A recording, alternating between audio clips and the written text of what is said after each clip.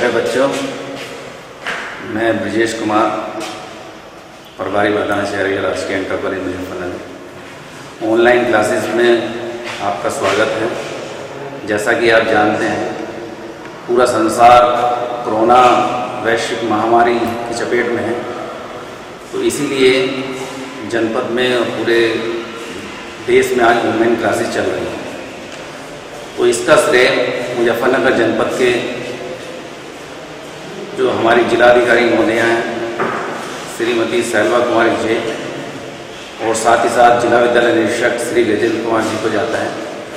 उनका प्रयास से सभी बच्चों को बड़ा लाभ मिल रहा है ऑनलाइन क्लासेस से। तो आज हम इन ऑनलाइन क्लासेस में आपका पुनः स्वागत है और हम शुरू करते हैं।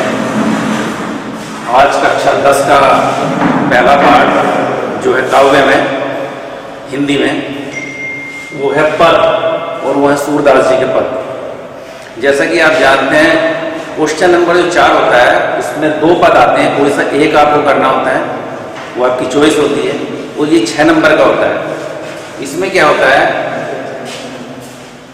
1 नंबर का संदर्भ होता है, 4 नंबर की इसकी व्याख्या होती है, और काव्य सौंदर्य होता है 1 नंबर का। कुल मिला के पूरा हमारा जो पद आता है परीक्षाओं में, ये 6 नंबर का आता है, और जिसने व्याख्या कर ली वो पूरा पद आराम से कर सकता है। तो आइए हम शुरू करते हैं आज का अपना पहला जो पद है।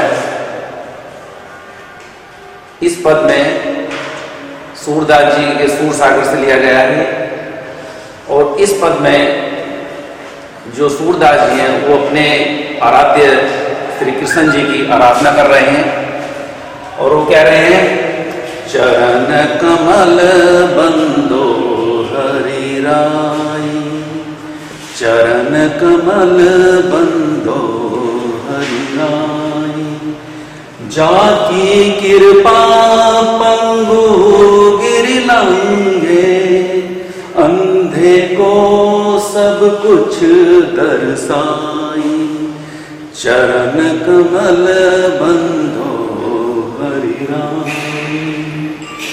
बहरो सुने गूंगो पुनि बोले, रंग चले सिर छत्र धराए, सूरदास स्वामी करुणा में, बार बार बंदोती पाई, चरण कमल बंदो हरि राम। अब हम इसकी व्याख्या करते हैं। सबसे पहले संदर्भ। प्रस्तुत पद हमारी पाठ्य पुस्तक हिंदी के पद नामक शीर्षक से अवतरित है, जिसके रचयिता महाकवि सूरदास जी हैं, और इस पद में वो श्री कृष्ण जी की उपासना कर रहे हैं, उनकी वंदना कर रहे हैं और उनकी दया का वर्णन कर रहे हैं। अब व्याख्या। सूरदास जी कहते हैं, चरण कमल बंदो हरि राई, के मैं श्री कृष्ण जी के हरि माने श्री कृष्ण बंदो माने वंदना करता हूँ, उपासना करता हूँ, पूजा करता हूँ। राई माने राजा। तो समस्त संसार के श्री कृष्ण जो राजा हैं उनके चरण कमलों की मैं उपासना करता हूँ, उनकी वंदना करता हूँ, बार बार उनके चरण वंदन करता हूँ। चरण कमल बंदो हरि राई, हरि है राजा संसार। अब फिर उनकी बखान कर रहे हैं, उनकी दया का बखान कर रहे हैं कि हमारे श्री कृष्ण कितने महान हैं, कितने दयालु हैं। कह रहे हैं, जाकी कृपा पंगो गिरि लंघे, जिनकी कृपा से एक अपाहिज व्यक्ति भी, बिना पैर वाला व्यक्ति भी पर्वत को लांघ सकता है। अंधे को सब कुछ दर्शाई, और अंधा व्यक्ति उसे भी सब कुछ दिखने लगता है जब वो कृपा करते हैं। प्रभु जब श्री कृष्ण कृपा करते हैं तो उनकी कृपा से अपंग व्यक्ति पर्वत को लांघ जाता है, और जो अंधा व्यक्ति है उसे सब कुछ उन्हें दिखाई देने लगता है। और फिर उनकी आगे वर्णन करते हैं, बहरो सुने गूंगो पुनि बोले। बहरा, जो बहरा होता है कान से सुन नहीं सकता, वो फिर पुनः दोबारा से उसको सुनने लगता है। परमात्मा की कृपा से पुनः वो सुनने लगता है।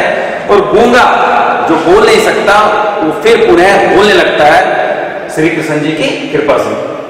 रंग चले सिर छत्र धराई।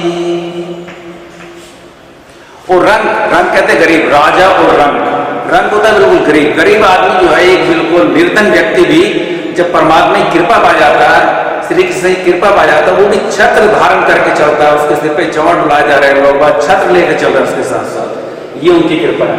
तो सूर आगे कहते हैं, सूरदास स्वामी करुणा में बार बार बंदो तिहि पाई।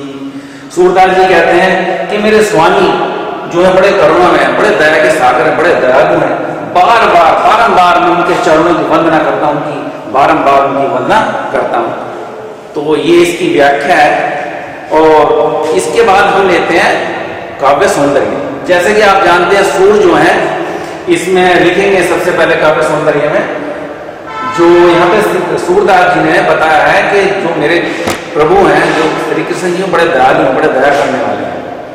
जो सूर की भाषा है, भाषा लिखते हैं, भाषा है ब्रज। सूर के समस्त पद पूरा सूर सागर और कुछ पूरा ब्रज भाषा में, सूर ब्रज भाषा ही कवि है। नंबर 3 अलंकार जैसे चरण का वाला है तो रूपक अलंकार है, और कहीं कहीं जैसा आप देखते हैं रूपक के साथ साथ इसमें जैसे बार बार बंदोती पाई अनुप्रास अलंकार है। और ये पद जो है मुक्तक पद है। तो ये काव्य सौंदर्य में 3-4 बातें हम लिखते हैं, तो 1 नंबर होता है, 1 नंबर हम लिखते हैं। तो मुझे उम्मीद है कि आपको समझ में आया होगा। ठीक है, धन्यवाद। प्यारे बच्चों, अब जो हमारा दूसरा पद है सूरदास जी के, अब हम उसे प्रारंभ करते हैं। जैसा कि आप पुस्तक में निकाल लेंगे, देख लीजिए। दूसरा पद, विगत गति कुछ कहत न आवे, विगत गति कुछ कहत न आवे, जो गूंगे मीठे फल को रस अंतर्गत ही भावे, विगत गति कुछ कहत न आवे, परम स्वाद सब ही सुनिरंतर अमित दोष उपजावे,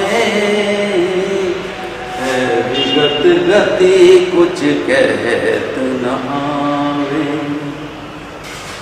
मनवानी को अगम अगोचर, मनवानी को अगम अगोचर, जो जाने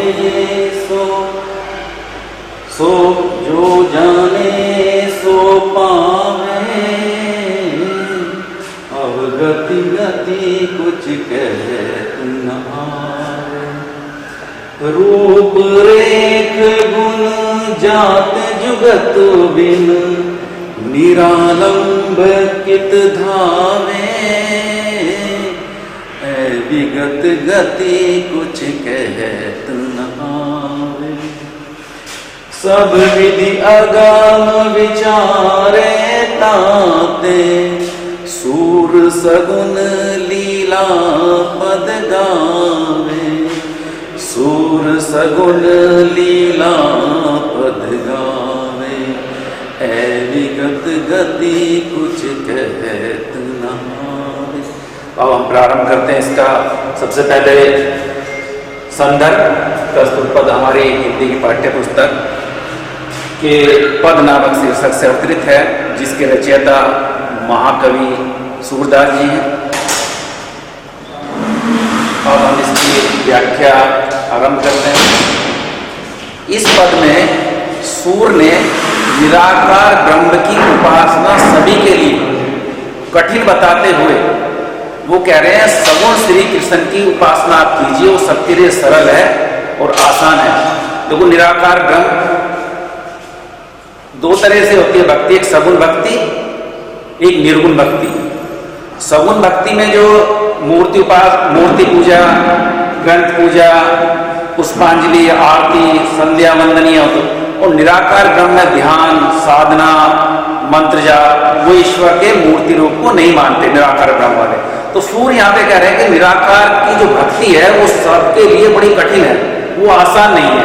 इसलिए जो सरल भक्ति है वो सगुण भक्ति है, और वो मेरे श्री कृष्ण जी की सरल भक्ति है, आप उसे कीजिए। एक बाद में संदेश देते अंतिम भक्ति। अब देखिए, है विगत गति कुछ कहत न आर, है विगत जिसे व्यक्त नहीं किया जा सकता, ये बताया नहीं जा सकता, अर्थात निराकार, निराकार ब्रह्म गति, उसकी क्या चाल है, गति चाल को कहते हैं, लेकिन यहाँ अर्थ लिया गया उसका क्या रूप है, कैसा है, कुछ कहना हो, उसकी वर्णन नहीं किया जा सकता। वो विगत, उस निराकार ब्रह्म का कोई वर्णन नहीं किया जा सकता, ये कह रहे हैं। फिर कहते हैं जिस प्रकार से कोई, अगली पंक्ति में, जो गूंगे मीठे फल को रस अंतर्गत ही भावे, कह रहे हैं जिस प्रकार से कोई गूंगा व्यक्ति है, उसे आपने बहुत स्वादिष्ट फल दे दिया कि खाइए, अब उससे पूछने लगे कि इसका स्वाद बताइए, वो उसका स्वाद नहीं बता सकता।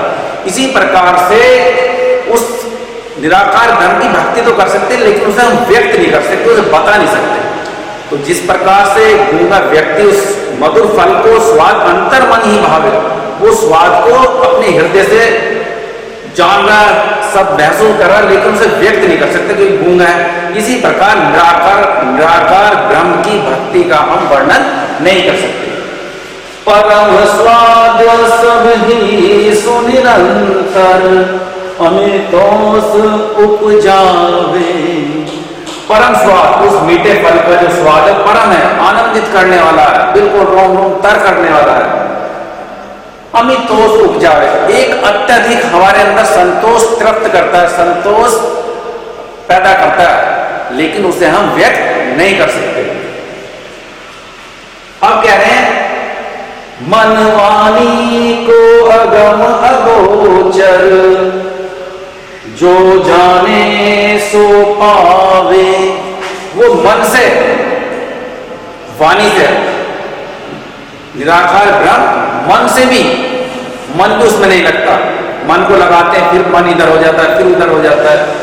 वाणी, हम उसे वाणी से बता नहीं सकते, व्यक्त नहीं कर सकते कि वो कैसा है, कैसा है, उसका वर्णन नहीं। अगम, जिसका कोई पता ना हो, अगोचर, इंद्रियों से के द्वारा भी उसे हम नहीं जान सकते, छू के नहीं बता सकते, आंख से नहीं देख सकते, कान से नहीं सुन सकते। मन वाणी को अगम अगोचर, जो सो जाने सो पावे, उसे जो जानता है केवल वही बता सकता, दूसरे को उसको नहीं बता सकते। रूप रेख गुण जात जुगत बिन, भाई कैसा रूप है उसका निराकार ब्रह्म का, कैसा रेख है, कोई रेखा चित्र हो उसका, कोई चित्र हो, गुण क्या उसके गुण है, क्या पहचान है, क्या उसकी जाति है, क्या उसकी युक्ति है उसे पाने की, बिनु निरालंब, कोई उसका आलंब नहीं है, कोई सहारा नहीं है, बिना आलंब के है, कित धावे, फिर उसे हम कैसे प्राप्त कर सकते हैं। और अंतिम पंक्ति में सूर कहते हैं सब विधि अग में विचारे ताते, सूर सगुन लीला पद गावे, सब विधि से विचार कर मैंने देख लिया, सब विधि अगम विचारे ताते, मैंने सब विधियों से, सब प्रकार से उसे विचार कर देख लिया निराकार ब्रह्म को, लेकिन मेरी समझ से वो पर है। सब विधि अगम विचारे ताते, सूर सगुन लीला पद गावे, फिर उसको सब विधियों से विचार कर निराकार ब्रह्म को देख कर मैं थक गया, हार गया, मेरी समझ में निराकार ब्रह्म नहीं आ, इसलिए मैं अपने सूर सगुन लीला पद गा, अपने श्री कृष्ण जी की लीलाओं के पदों का मैं गान कर रहा हूं। तो ये सूर का निराकार भक्ति के ऊपर साकार की विजय, कि निराकार ब्रह्म सभी के लिए कठिन है, उसकी उपासना भी कठिन है, तो इसलिए सगुण भक्ति सभी के लिए सरल है। जैसे कि पढ़ाया गया था, सरलता से कठिनता की ओर चलते हैं, तो वही पद सूर में यहाँ पर वही बात बता रहे हैं कि सगुण भक्ति जो सबके लिए सरल है, सहज है, आसान है, और धीरे धीरे वही भक्ति हमें वहीं उसी परमात्मा से मिला दे। अब इसमें हम बताते हैं, पहले व्याख्या होगी और इसका आप लिखेंगे काव्य सौंदर्य। काव्य सौंदर्य में लिखेंगे लिखेंगे सूरदास जी ने यहाँ पर इस पद में निराकार ब्रह्म के ऊपर साकार की विजय करके साकार को, सगुण भक्ति को सबके लिए सहज सरल बताया है। और सरल भक्ति सभी के लिए, सगुण भक्ति सभी के लिए आसान है, उसको करनी चाहिए। दूसरा लिखेंगे जो भाषा है, 3-4 चीजें काव्य सौंदर्य लिखते हैं। सबसे पहले लिख दिया हमने क्या इस पद में बताया गया है। फिर भाषा, मैंने पिछले पद में बताया था जो भाषा है सूर की, वो भाषा है ब्रज भाषा। जितने पद लिखे हैं सूर ने सब ब्रज भाषा में लिखे हैं, ठीक है। और अलंकार जैसे लिखेंगे रूप रेख अनुप्रास अलंकार, आप अधिकांश पद में अनुप्रास अलंकार लिख सकते हैं। गुणोक्ति प्रकाश अलंकार लिख सकते हैं। नंबर चौथी चीज पद, जो पद जो है ये गे पद है और मुक्तक छंद में लिखा गया है, तो 4 चीजें हो जाती हैं। इस तरह से दोनों पद, पहला पद और दूसरा पद, जो परीक्षा की दृष्टि से भी अगर हम देखें तो अगर हम 3 साल की पेपर उठाएं तो मुख्य रूप से एक ना एक पद इसमें आ जाता है। अगर आप याद कर लेंगे, और सबसे अच्छा जो तरीका है पद को अगर गा के याद कर लेंगे, एक बार गा के पढ़ेंगे तो निश्चित रूप से उनको अर्थ मन में आ जाता है, समझ आता है, लंबे समय तक रहता है। तो प्यारे बच्चों, मुझे उम्मीद है आपको जरूर पसंद आया। धन्यवाद।